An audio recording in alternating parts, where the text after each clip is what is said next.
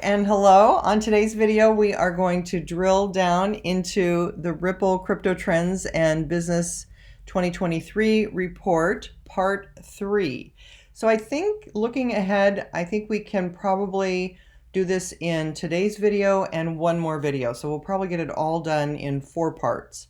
But there's a lot of charts and graphs and things that reiterate what I'm going to say in this video, so we can skip through some of that and not have to cover that again.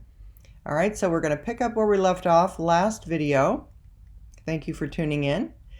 All right, it says barriers to stablecoin adoption may revolve around their perceived risk for enterprise and retail users. Currently, there aren't any rules or regulations requiring private stablecoins to be backed one-to-one to a reserve currency, like the dollar or euro. This means stablecoins can be somewhat opaque when it comes to disclosing the fiat currency they have on reserve. As an example, USD coin, USDC, was depegged from the US dollar earlier this year after the collapse of Silicon Valley Bank, which held billions of dollars of the stablecoin's reserves. What about commercial banks? Even though CBDCs are issued by central banks, commercial banks will play a key role in the future of CBDC exploration, adoption, and use as a correspondent banking partner. While digital currencies will likely reduce the amount of intermediaries necessary in a cross-border transaction, they also present new opportunities for commercial banks to innovate alongside their central bank counterparts by providing new on-chain financial services to customers. Not only do commercial banks stand to gain from new business models and revenue opportunities, but they are also poised to play a pivotal role as an infrastructure provider and in consumer and end-user adoption, given their close working customer relationships and knowledge. One example of commercial banks leaning into this future is with the Federal Reserve Bank of New York's Innovation Center. They are partnering with the likes of Wells Fargo, US Bank, Citi, and others to pilot a 12-week CBDC proof of concept without a central bank, where the aforementioned commercial banks will be issuing tokens and settling transactions through simulated central bank reserves. If all goes well, the pilot has the potential to extend beyond CBDCs to include other digital currencies and stablecoins.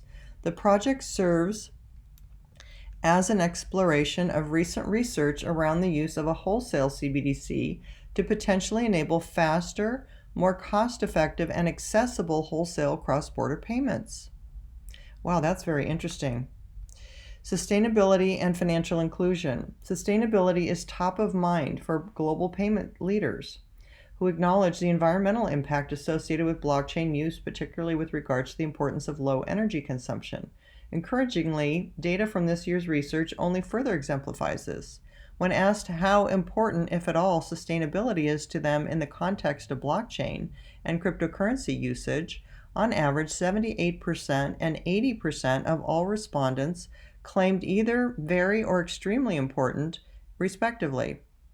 However, when it comes to CBDCs specifically, we were a bit disappointed, albeit not entirely surprised, that sustainability ranked lowest on the list of important consideration for use of CBDCs. So while it appears that generally speaking, global finance decision makers think sustainability is important from a high level, it's not necessarily a deciding factor when it comes to whether or not their organization would use a CBDC or other cryptocurrency. And there's a chart, on it goes. On the flip side, when it comes to the benefits of the technology, we were encouraged to see that financial inclusion ranked much higher, only 1 percentage point below data security. Similarly, financial inclusion ranked in the top 3 most important considerations for CBDC use. As mentioned earlier, financial inclusion is at the heart of digital currency solutions like CBDCs. This becomes exponentially important in regions like Africa and parts of Latin America where there is a lack of infrastructure and much of the population is rural and without easy access to physical bank branches. With a CBDC, those individuals would have the newfound ability to send and receive payments anywhere, anytime, including those who don't have a traditional bank account. Then here's a little box with Palau case study. Ripple is working with the Republic of Palau on a pilot of a stablecoin pegged to the US dollar as that is the currency they use, leveraging blockchain technology. The Palau stablecoin will benefit citizens by offering secure, anonymous transactions in less than 3 seconds, accelerating payments and minimizing energy usage and the overall carbon footprint associated with payments. In working with Ripple on the Palau stablecoin, it's expected that Palauans will be able to purchase goods from participating local shops, conduct local transactions, and make mobile payments using the country's stablecoin. With sustainability as a guiding principle, they chose to build their stablecoin on the XRP ledger, the first major blockchain to be carbon neutral, using its native digital asset XRP, which was purpose-built for payments and doesn't require mining, to provide a fast, low-cost, sustainable solution that's better for businesses, consumers, and the environment. That's the end of that box. Okay, and this says close. This year's report focused primarily on the NFT and CBDC token types. As is already apparent in the industry, and as our study confirms, initial NFT hype around art and digital collectibles is waning, and real-world business uses of the technology are taking shape and driving real value right now. In conjunction with additional applications of blockchain and crypto technology, like decentralized identity and DeFi more broadly, the opportunities afforded by tokenization for businesses are seemingly endless. But it is still very early days, and we undoubtedly have a lot of discovering to do. As evidenced with countries of all sizes piloting and exploring the technology, from Palau to China and in between, CBDC solutions more broadly have not only found product market fit, but are being piloted across the globe. While accelerated payments, less energy consumption, more sustainable global economies, and improved financial inclusion are tall orders and won't happen overnight, finance leaders are optimistic that the technology can and will meet those high expectations.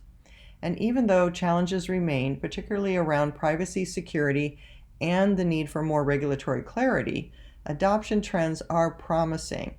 There is ample opportunity to continue to not only educate but empower banks, financial institutions, governments, and businesses on the impact, importance, and real-world utility of tokenization and CBDC solutions. Really good report. All right, we move on to the next section, which is called Manage.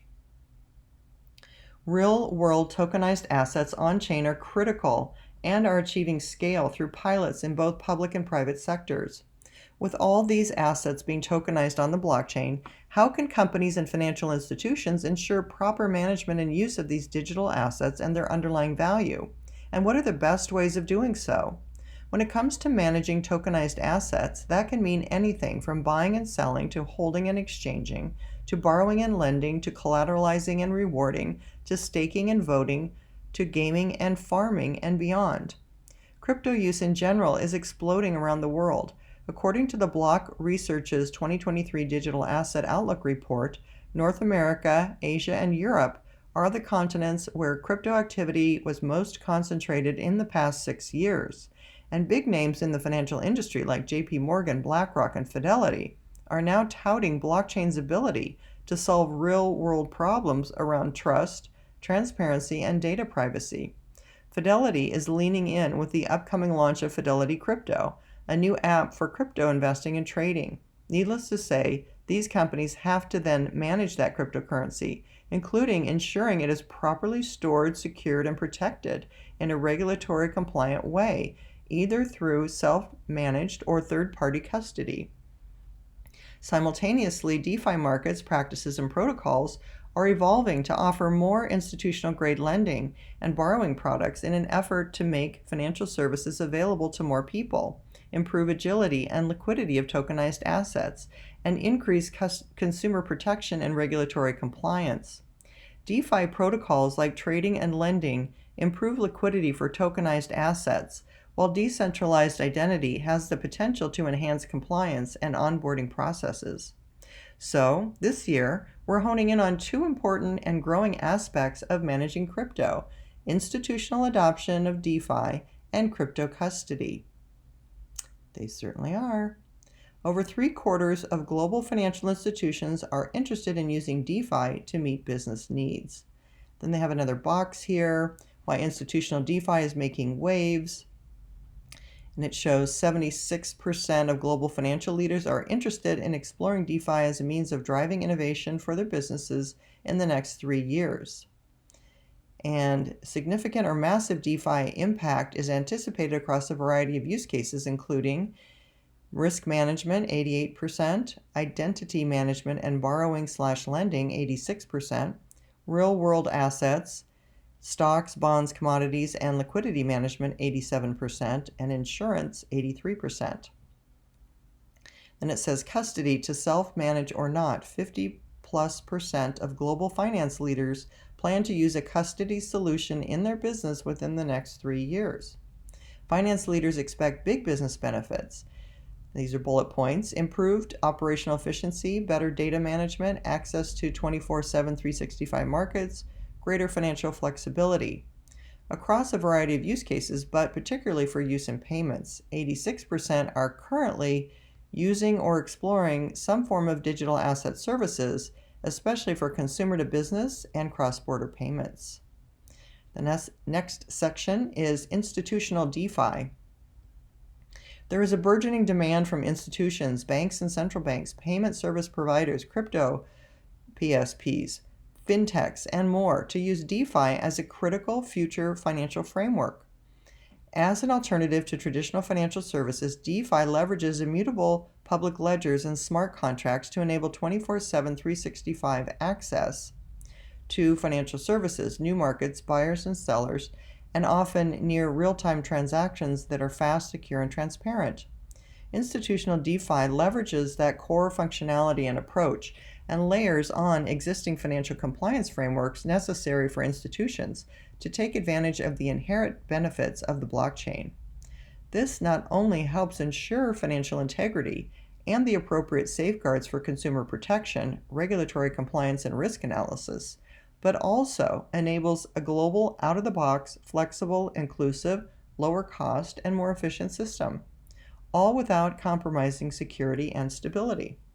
In the broader field of DeFi, the Block Research's report also notes that the DeFi narrative started to gain traction in 2020, with the number of early-stage deals increasing 11-fold from 2020 to 2022. And DeFi grew from less than $1 billion to over $250 billion in value locked in less than 2 years, from May 2020 to December 2021. Broadly speaking, while some institutions have lingering hesitations related primarily to compliance and regulatory clarity, enterprise use cases for DeFi, like cross-border payments, lending, borrowing, insurance, and settlement, continue to be proven out, with estimates that most securities, i.e. stocks, bonds, equities, etc., will be tokenized by 2030.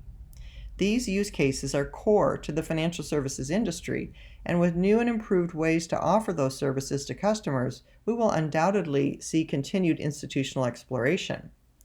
Government-backed financial institutions around the world are exploring institutional DeFi to tap into market potential, free up liquidity, and save costs with faster settlement. El Salvador aims to raise $1 billion from investors in an effort to tokenize bonds. The Israeli Minister of Finance, in partnership with the Tel Aviv Stock Exchange, is piloting blockchain-based digital bonds. And the World Bank launched its bond I in 2018, marking the world's first bond to be created, allocated, transferred, and managed on a blockchain, adding secondary bond trading a year later in order to enable faster, secure transactions for capital markets. Indeed, there are well-known finance advocates and early adopters. In November 2022, DBS Bank, which is Deutsche Bank, JP Morgan, and SBI Digital Asset Holdings conducted foreign exchange and government bond transactions on the Polygon network, a decentralized Ethereum-based platform. This is believed to be the first time a major bank tokenized deposits on a public blockchain. Additionally, another industry report points to the example of JP Morgan leveraging tokenization to offer digital asset solutions for clients, and DBS Digital Exchange offers enterprises a platform to raise capital by digitizing assets and securities. With industry giants like these exploring the potential of DeFi, we expect to see an increasing number of similar pilots in the coming years, led by governments, financial institutions, and enterprises. And it says $250 billion of total DeFi value locked in December 2021, up from $1 billion in May 2020. That's pretty astounding, a 250x increase in DeFi. Perceived impact and interest. Findings from our research are in line with those expectations. The vast majority of global respondents expect significant or massive impact of DeFi practices and protocols across all areas measured. As the figure below demonstrates, this relatively even split shows us that the anticipated effects of institutional DeFi are many. Nearly half of all respondents are extremely interested in exploring DeFi as a way of driving innovation over the next 3 years, and another nearly 30% are very interested. When digging into which areas respondents are most keen to leverage DeFi in their business, we learned that there is strong interest in use of the technology across a variety of applications. Of those areas we surveyed specifically in our study, response rates were nearly evenly split across using DeFi for various business needs. Financial institutions in particular are optimistic about DeFi in their businesses. In fact, upwards of 15% claim they are already exploring or using DeFi for these purposes. While we would expect this sentiment to be particularly strong among those in roles related to digital transformation, blockchain, cryptocurrency, or innovation, which was the case, it's worth noting that responses didn't seem to vary too much among those in more traditional finance roles like payments and capital markets. In comparing average response rates, there was only a 3% difference between the two groups, 78% and 75% respectively. Use cases. DeFi markets, practices, and protocols can be applied to business applications in many shapes and sizes, including taking out a business loan or sourcing funding for a lending business. This enables companies to take out or fund loans quickly and easily using digital assets such as stablecoins, cryptocurrencies, and digitized real-world assets, deposited via a smart contract. The lending business generates interest on those assets the same way banks and lenders earn interest on traditional lending practices and currencies. For payments leaders and those in institutional banking, the idea of using DeFi for these use cases isn't entirely new. Indeed, we discovered high levels of comfort among those respondents at financial institutions, particularly among institutional banking leaders, indicating high likelihood of using the technology for those purposes within the next 3 years. Current macroeconomic factors play a role here. For example, the current banking crisis in the U.S. means available credit is shrinking, credit conditions are tightening, and interest rates are on the rise. This presents a challenging lending landscape, especially for small, medium-sized banks who are likely in search of alternative solutions. As expected, familiarity with DeFi practices and protocols for business purposes wanes slightly among enterprises when compared to their financial institution counterparts, albeit still relatively high. Nearly 2/3 of enterprise respondents claim they are familiar with using the DeFi market to trade, borrow, or lend tokenized assets, e.g. gold, stocks, bonds, provide liquidity using digital assets to earn yield, and sourcing digital asset liquidity. Benefits. Both financial institutions and enterprises alike see DeFi bringing benefits to their businesses, including advantages like improved operational efficiency, 46%, and better data management, 45%. Zeroing in on financial institutions, we see an interesting breakdown of business benefits by role type. Improved efficiency and automation remained in the top 3 most frequently selected responses among all types of financial institution respondents, with the exception of payments professionals.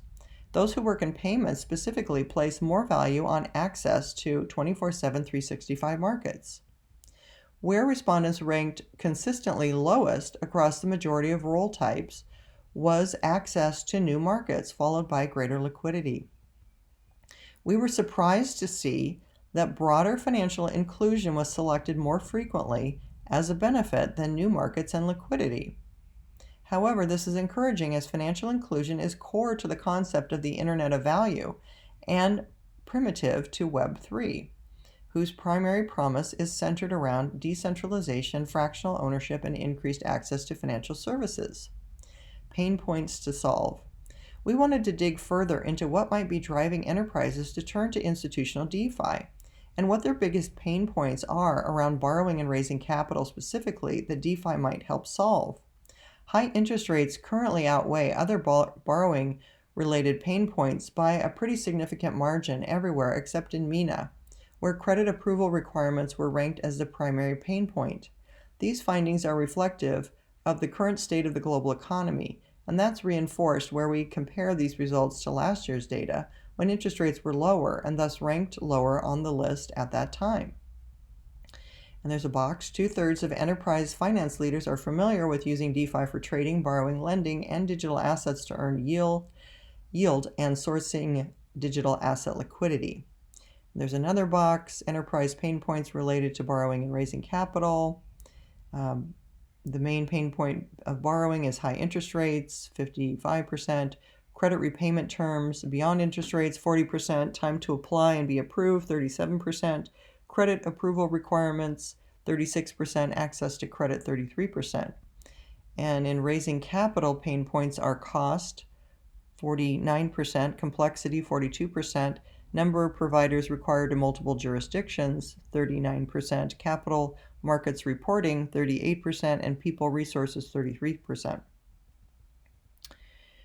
When it comes to raising capital, cost is somewhat of an outlier, but there is otherwise no stark contrast in the data. In other words, enterprises appear to be grappling with a number of capital-related pain points rather than one primary challenge. Results follow a similar pattern to last year, with the cost of raising capital ranked slightly higher than the others. This means the challenges have remained the same, and there is ample opportunity to improve the current landscape and enable companies to more quickly and easily raise the capital they need in order to grow, scale, and expand into new markets. Decentralized identity. Traditional financial services rely on data about individuals to meet compliance requirements. For these institutions to use DeFi protocols, they will need access to the same levels of information about transaction participants to continue to meet those requirements. And while blockchains maintain complete, immutable, and transparent transaction histories, they only provide that information for designated wallet addresses, obscuring the individual identities beneath them. So, for institutional DeFi to really work, there needs to be some way for institutions to provide the data associated with those wallets that is required for compliance purposes, and in some cases for other purposes like risk management. Decentralized identity, or DID, can be a foundational building block to this future by further enhancing compliance capabilities and providing a secure, decentralized way for institutions and individuals to verify their identity and ownership of assets.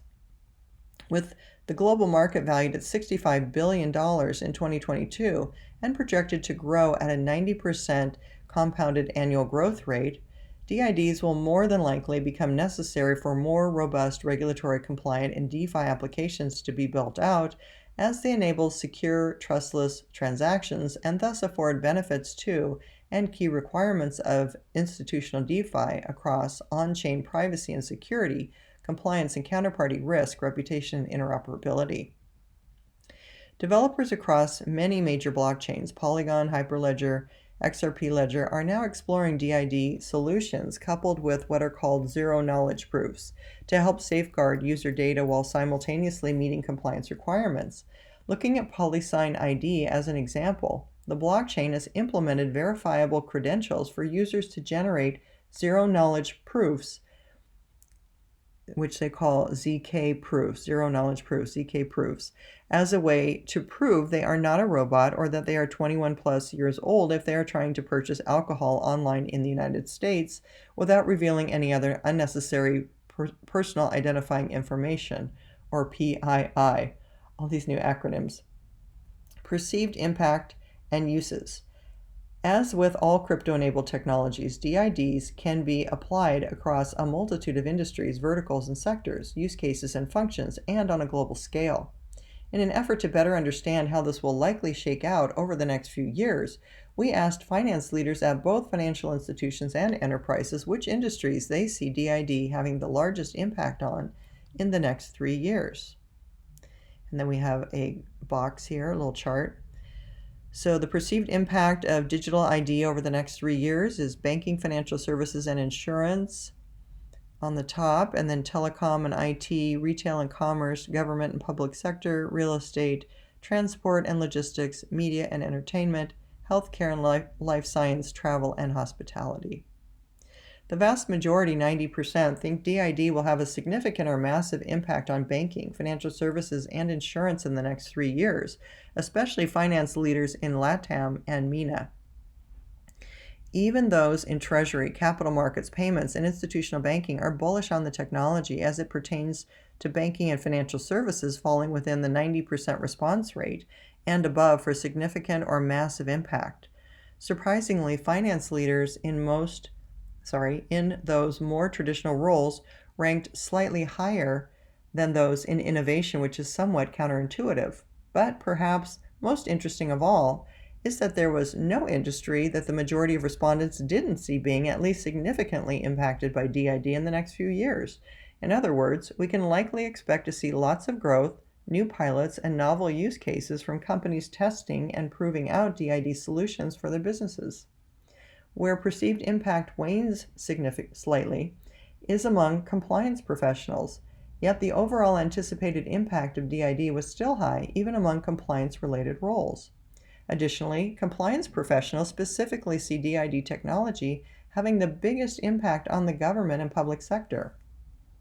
This sentiment can perhaps be attributed to the fact that government and public sector agencies have a multitude of use cases for identity verification, from passports and driver's licenses to legal documents like property deeds, taxes, welfare payouts, etc.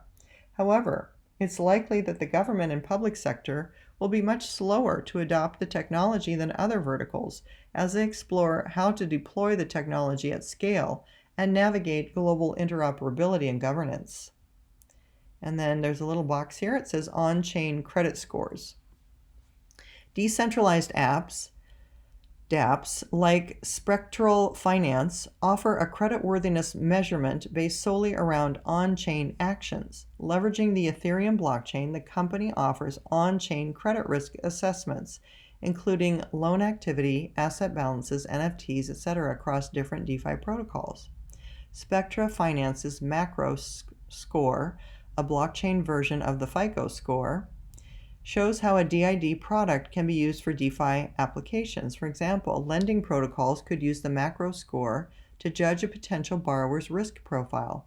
Analyzing the macro score would take the place of having to look at a user's entire transaction history, keeping their transactions private while still judging their potential risk.